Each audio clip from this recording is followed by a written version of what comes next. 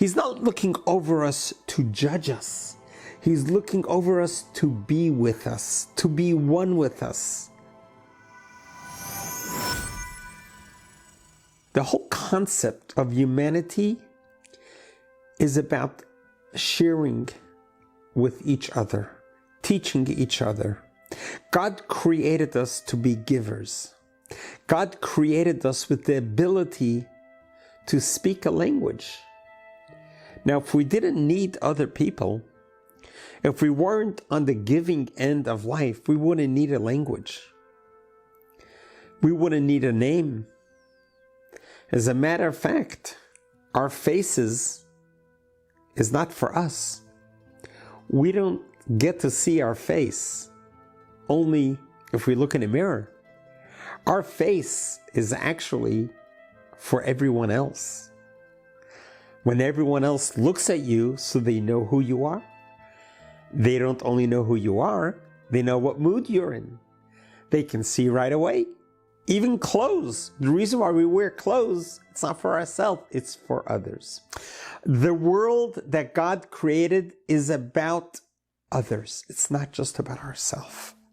We are not complete until we're with someone else. This is the way God created us in this world.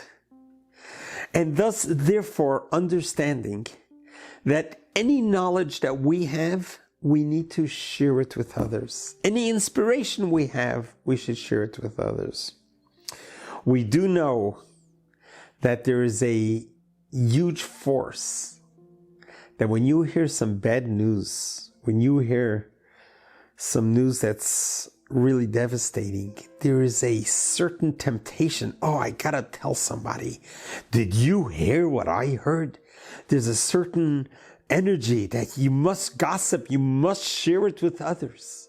Well, we need to have that same energy. That when you learn something new, you need to say, wow, do you know what I just discovered? And inspire others, teach others. So when you learn the principles of faith, it's not just for you, it's for you to share with others. So let's dive in to the 10th principle of faith. I believe with perfect faith that God knows all of man's deeds and thoughts. It is thus written in Psalms 33:15, He has molded every heart together. He understands what each one does. This is the 10th principle of faith. For us to understand and know that God in heaven knows everything that's going on in her life. As a matter of fact, the great Rabbi Shneur Zalman of Liadi writes in his famous book of the Tanya to always be aware that God is standing over you and He looks down and He knows what you're thinking and He watches everything that you do it appropriately. This is a concept that the Maimonides wants us to know as a very important principle of faith, that we are not alone in this world. God didn't just create this world and disappear, but rather God is constant with us. God is fully aware of every single one of us, what our thoughts are, what we say, what we do. There is accountability because God is always looking over our shoulder. He's always looking over us. He's not looking over us to judge us. He's looking over us to be with us, to be one with us. As King David wrote in the book of Psalms, that our hearts are together. The fact that God is fully aware of us all the time should be a level of comfort, should be a level of understanding how fortunate are we that God in heaven is hovering over us and is always there with us through the thick and through the thin. What's even more fascinating is that God created us human beings with what's called free will. This is very different than the other kingdoms. We have the inanimate kingdom of water, sand, rocks. They don't have choices. They just exist. Then you have the vegetation that grows from the ground, from the earth, with the water. It too does not have its own free will. It's when they are planted, when they are harvested, they become something. And then the next kingdom is the animal kingdom. There the animals get to move versus the first two kingdoms. The animals get to move from place to place. The birds get to fly everywhere, etc. The fish get to swim everywhere. But they also do not have free will. They do not have the intellectual capacity to choose. They exist mainly on natural reflexes. That's the way God created the animal kingdom. Comes the human kingdom. God created us with the ability to choose, known as free will. That we choose what we do, we choose what we say, we choose what we eat, we choose where we go.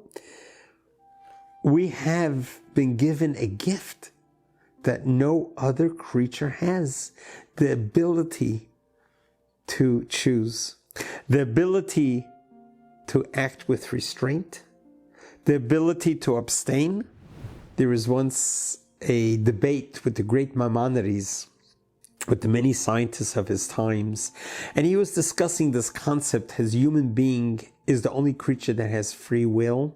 All other creatures do not have free will, but they are rather that they act on instincts and reflexes, natural reflexes. And the scientists believed otherwise. They says, no, we could train animals to be able to have full control, free will.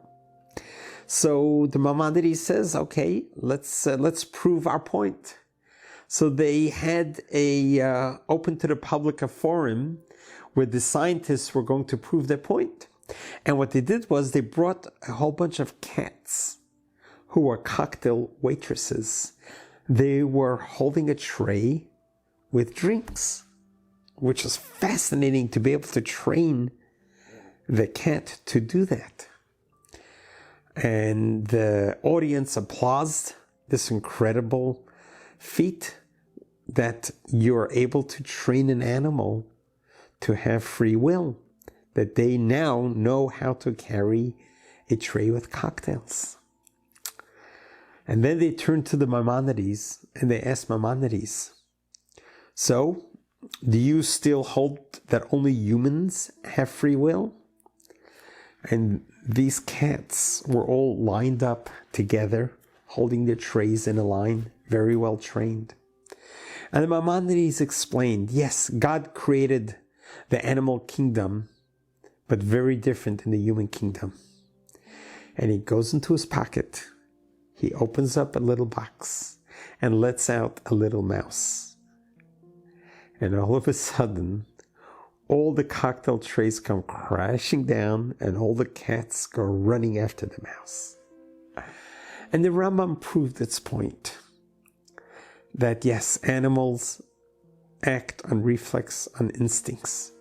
Humans have intellectual capacity to have free will. What's interesting is what the Maimonides just spoke about in the 10th principle of faith, that God knows man's thoughts. Yes, God knows what we're going to do. God knows what our choices is going to be. God knows that right now I am holding my fingers together and I'm talking to you. But I still had the choice to do this. So even though God knows what I'm going to do, it doesn't mean that I have lost my free will. I continue to do what I choose to do, but God knows already what I'm going to do. but his knowledge of what I'm going to do has no effect on my actions. And there's much ink has been written on the subject of, do we truly have free will? If God knows what we're going to do, so where is our free will? And the conclusion is that the fact that God knows what we're going to do has no effect on us with our choices, what we're going to do. And this is what the 10th principle of faith. And it's so important for us to know that in our faith, in our belief system, that God knows everything, that God is fully part of our life, that God hears everything, God sees everything, God is with us.